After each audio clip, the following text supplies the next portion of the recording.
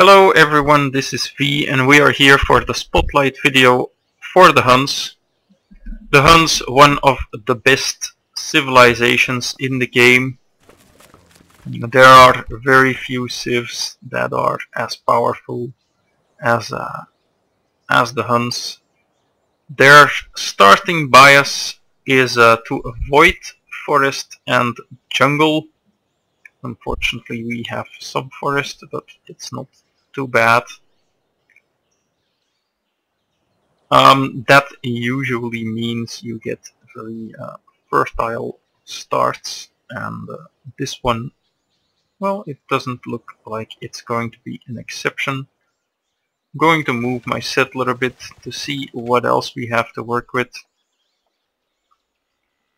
This is a game that I will not continue, definitely not, because I have already played several games with the Huns,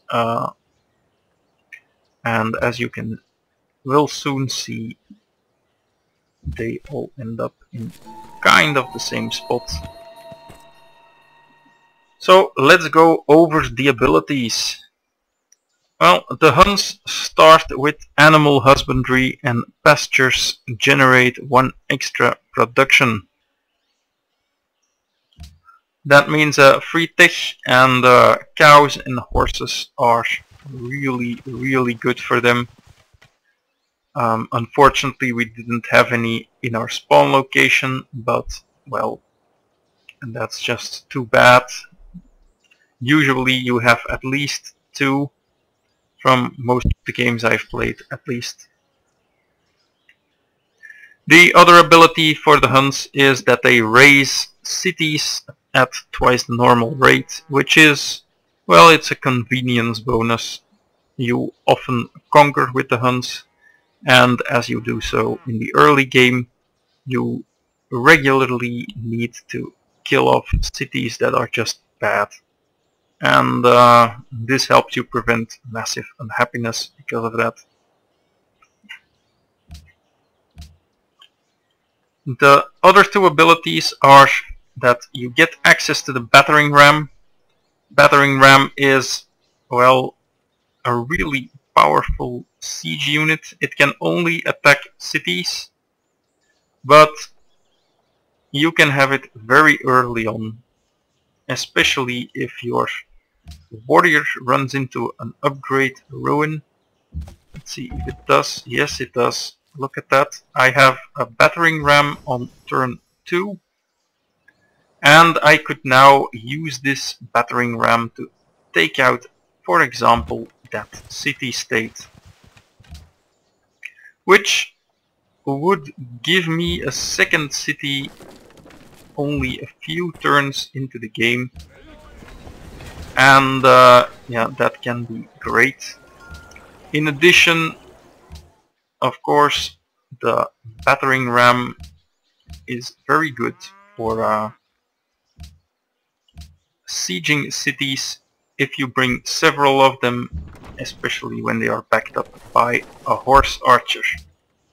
The horse archer is the second special unit the Huns have access to, and this is the bread and butter of the early rush strategy. Look at that. It costs only 56 to make, which is less than a composite bow, with actually better stats, 1 less attack strength and 2 extra movement rate, which is amazing. They don't require you to have horses, so you can spam these, make 10-15 of them, and just swarm over the map like, well, crazy Huns. These allow you to conquer the world, well, really quickly. Because of the horse archers and the early rush preference for this civilization, I do recommend that you play on either a continent or a Pangea map, as those map types are just going to be way better than if you, for example, are on an island where you cannot use any of these things. So that's something to keep in mind.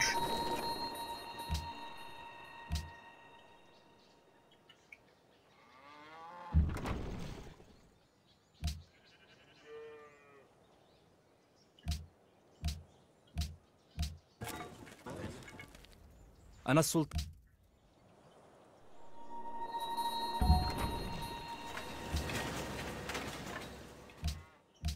Yeah, that sounds a little exploity, and it actually is.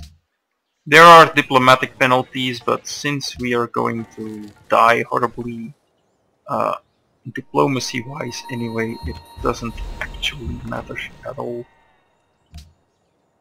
Here we will take the drill promotion, I think. Actually, we should have not done that. It's not important. The city streets are already growing weary, and I can't say I blame them, but the payoff is definitely worth it, as we are going to have a second city already here.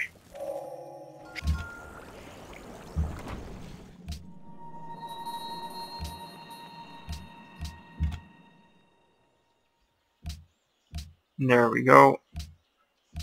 So the general strategy for the Huns is conquest. Although the positive starting bias with a lot of production, a lot of stuff going on resource wise, it does allow you to do builder games fairly effectively. And look at this, and we have discovered what is that, El Dorado. Unfortunately we weren't the first, so yeah, that is too bad. There is not much else to say. If you want to do early conquest, then this civ is a 10 out of 10. There is no civ in the game that is as effective as Attila, in my opinion, at doing that. For anything else, it's still a 7 out of 10 for me, because you do have a good start and you have the units to do the same rush as with composite bows, except with horse archers, which is just much more effective, although it doesn't lead into overpowered crossbowmen. But it's still very, very strong for getting that first civ conquered, if that's what you intend to do.